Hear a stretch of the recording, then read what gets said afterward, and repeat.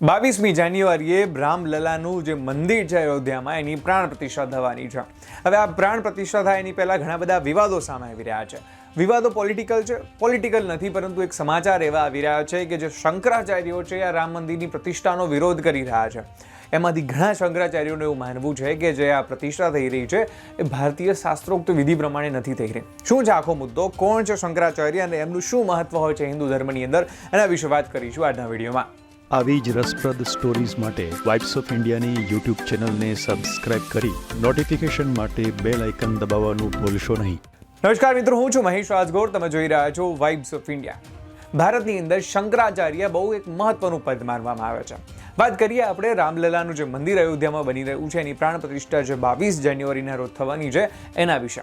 તો આજે તારીખ છે, આ દિવસે રામલલાના મંદિરની પ્રતિષ્ઠા થવાની છે. પ્રધાનમંત્રી નરેન્દ્ર મોદી, રાષ્ટ્રપતિ, આવા ઘણા બધા મોટા લોકોને આમંત્રણ આપવામાં આવ્યું છે. આખા દેશમાં ઉત્સાહનો માહોલ છે.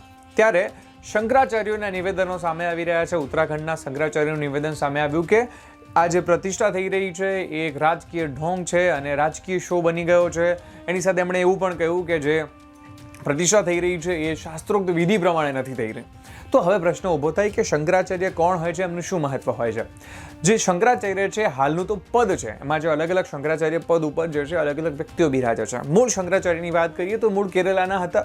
જે વખતે હિન્દુ ધર્મ પતન તરફ હતો, હિન્દુ ધર્મની અંદર અલગ અલગ બદીઓ જે છે વાસ કરતી હતી, એ વખતે શંકરાચાર્યએ પોતાની યાત્રા શરૂ કરી અને જે ભક્તિ યુગ કહેવાય, ભક્તિ જે પરિવર્તન કહેવાય, એ શંકરાચાર્ય લાવ્યો હતો અને હિન્દુ ધર્મને ફરી પાછો સ્થાપિત કરવાનું કામ મૂળ શંકરાચાર્યએ કહ્યું હતું. એમના સાથે તમને ખબર હશે કે અહમ બ્રહ્માસ્મિ, હું જ બ્રહ્મ છું, બ્રહ્મ મારી અંદર છે, આ જે છે એમનું પ્રખ્યાત કથન છે. એમની સાથે એમણે ઘણા બધા વાદો આપ્યા અને એમણે 4 જે છે પીઠોની સ્થાપના કરી. એક દ્વારકાની અંદર, એક ઉત્તરાખંડમાં, એક પુરી ઓરિસ્સા ખાતે અને એક કર્ણાટકની અંદર. આ જે 4 પીઠો, જે 4 મઠ કહેવાય છે શંકરાચાર્યના, એની સ્થાપના થઈ. એની સાથે જે 4 ધામની યાત્રા છે એ પણ એમનાથી જ શરૂ થઈ હોવાનું માનવામાં આવે છે. જે 4 પીઠો છે, 4 પીઠાના જે મેઇન વ્યક્તિ હોય, જે વડા હોય, એને શંકરાચાર્ય, 4 શંકરાચાર્ય માનવામાં આવે છે.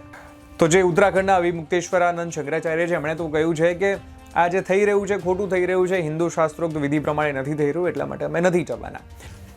પુરીના જે શંકરાચાર્ય છે નિશ્ચલાનંદ મહારાજ, એમણે પણ કહ્યું છે કે જે શાસ્ત્રોક્ત વિધિ પ્રમાણે જે છે આ પ્રાણ પ્રતિષ્ઠા નથી થઈ રહી, એટલા માટે થઈને હું પણ જે છે આ આમંત્રણનો અસ્વીકાર કરું છું.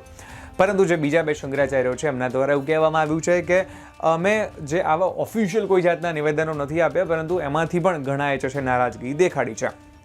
બીજી બાજુ કોંગ્રેસના જે મોટા નેતાઓ છે એમના દ્વારા પણ પ્રાણ પ્રતિષ્ઠામાં જવાનો જે છે વિરોધ કરવામાં આવ્યો, અસ્વીકાર કરવામાં આવ્યો. કહ્યું કે અમે નહીં જઈએ કારણ કે ભાજપે આને રાજકીય સ્ટન્ટ બનાવી દીધો છે, એટલા માટે અમે આની અંદર નહીં જઈએ.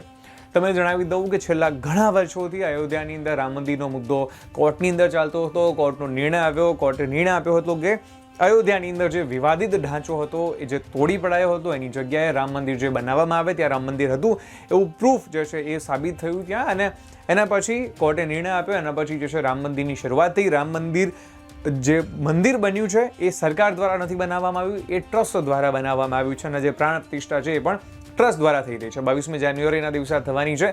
હવે જે શંકરાચાર્યોની વાત કરી, શંકરાચાર્યો જે છે ભારતની અંદર એક મહત્વનું પદ ધરાવે છે. 4 શંકરાચાર્યો એ ભારતીય શાસ્ત્ર અને વેદો વગેરેના જ્ઞાતા માનવામાં આવે છે. એમને તમામ માહિતી હોય છે ભારતીય શાસ્ત્રોક્ત વિધિ પ્રમાણે, કારણ કે જે મૂળ શંકરાચાર્ય હતા એ પણ આવી રીતે એમણે આખા ભારતની અંદર ફરીને હિન્દુ ધર્મનો પ્રચાર અને પ્રસાર કર્યો હતો.